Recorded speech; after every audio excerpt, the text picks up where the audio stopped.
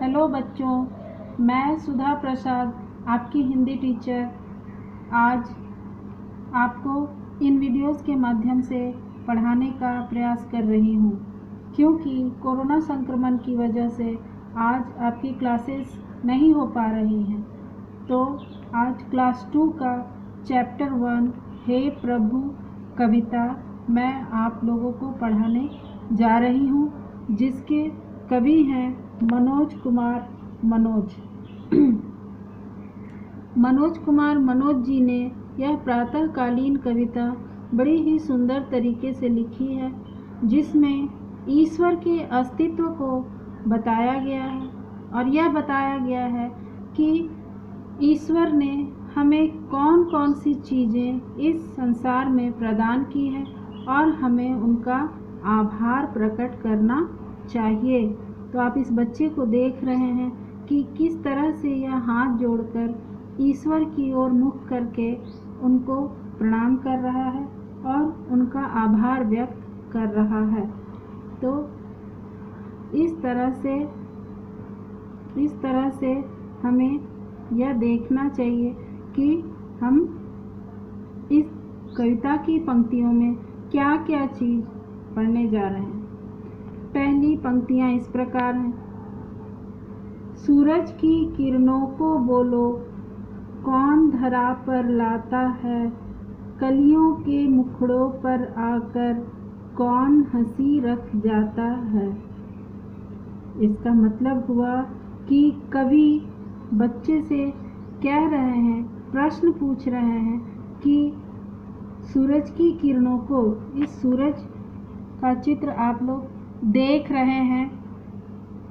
इस सूरज के चित्र में आप देख रहे हैं कि इनकी जितने भी किरणें निकल रही हैं, ये किरणें धरती पर आती हैं। तो सूरज की किरणों को धरती पर कौन लेकर आता है, यह सवाल इस बच्चे के दिल में ज़रूर उठता है कि सूरज की किरणें यूं ही तो धरती पर नहीं आ जाती, क्योंकि सूरज बहुत दूर है और सूरज को इतनी दूर से कौन धरती तक लेकर आता है।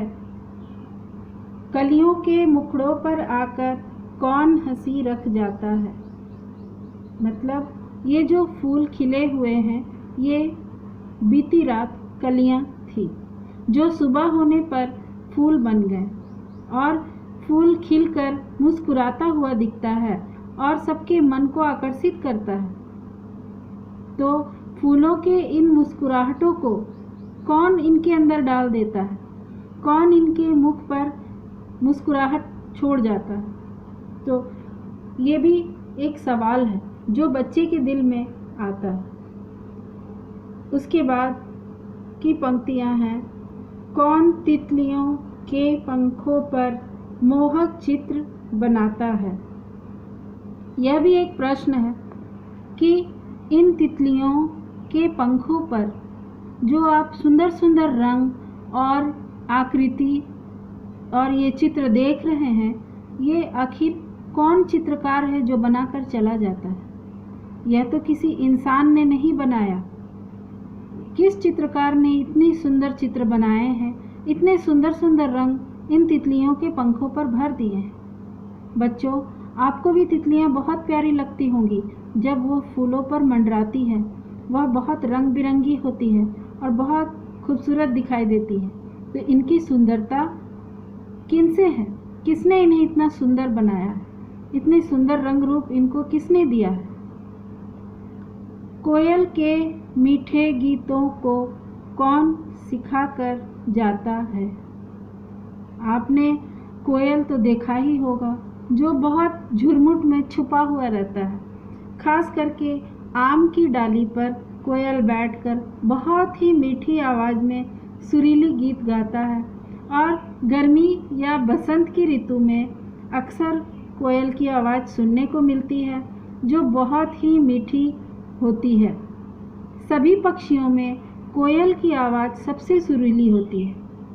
कोयल की आवाज़ सुनकर हमारा मन मंत्रमुग्ध हो जाता है।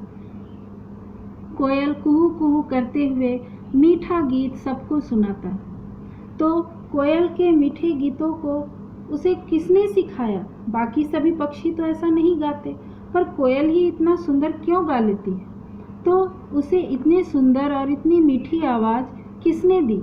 किसने उसे यह गीत सिखाए? उसके बाद किसने चंचल सरिताओं को चलने का विश्वास दिया?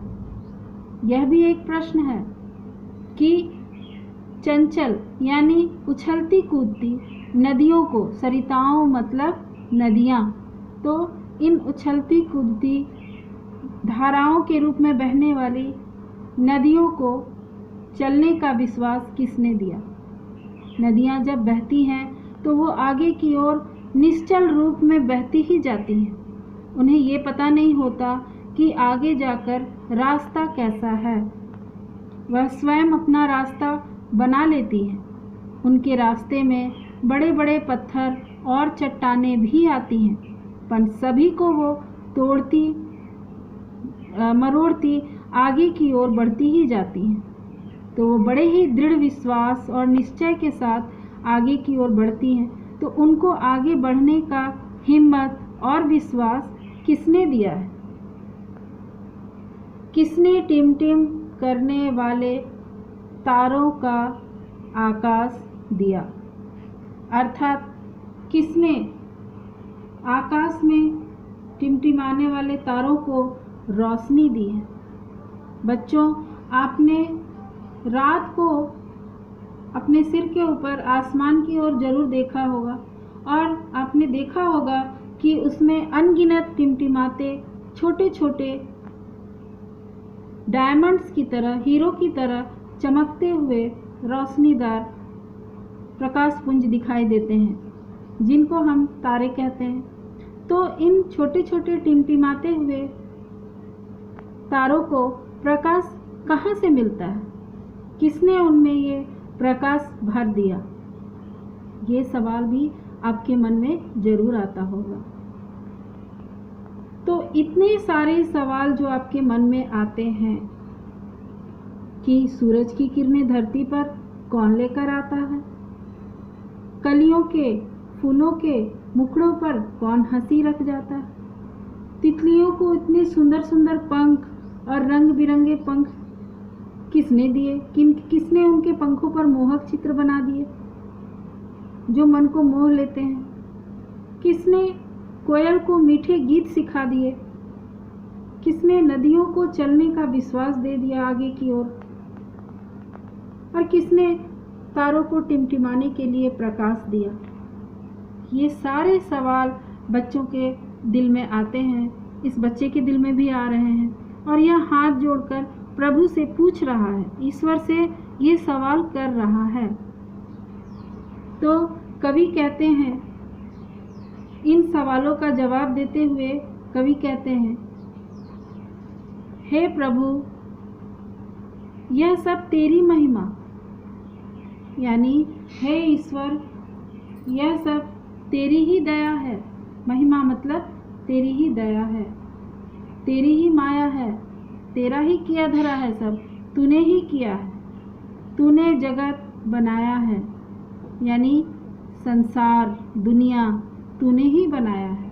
तूने ही तो इस संसार में रंग भर दिए, तूने ही तो इतने संसार में सुंदर सुंदर चीज बनाए, पेड़ पौधे, फूल, उसके बाद तितलियाँ, नदी, झरने, कोयल, सब कुछ तो तूने ही बना दिया। तूने ही इतना सुंदर संसार बनाया, रच दिया। ये सब तेरी ही महिमा है, क्योंकि एक इंसान के हाथों में इतना बल नहीं कि वह इन सब चीज़ों को बना सके। संसार में जितनी भी प्राकृतिक घटनाएं घटती हैं, उनके पीछे ईश्वर का ही हाथ होता है। कवि बच्चों को यह समझाने का प्रयास कर रहे हैं इस कविता के माध्यम से कि तेरे आशीषों की हम पर सदा घनेरी छाया है।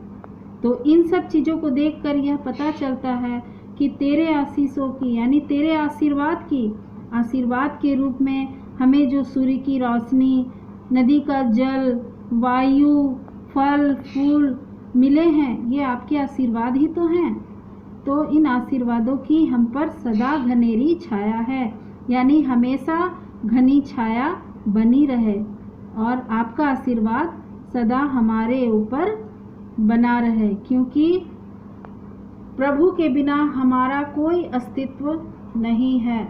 और हे प्रभु, जिस प्रकार आपने ये परोपकारी वृक्ष, सूर्य, जल और फल फूल दिए हैं, वैसे ही परोपकार की भावना हमारे अंदर भी भर दें, ताकि हम भी दूसरों को कुछ प्रदान कर सके, दूसरों की मदद कर सके, दूसरों को कुछ दे सके। अतः इस कविता के द्वारा कवि ने यह बताने का प्रयास किया है कि हमें भी सूर्य के समान, नदी के समान, कोयल के समान, वृक्ष के समान, फल फूलों के समान परोपकारी बनना चाहिए।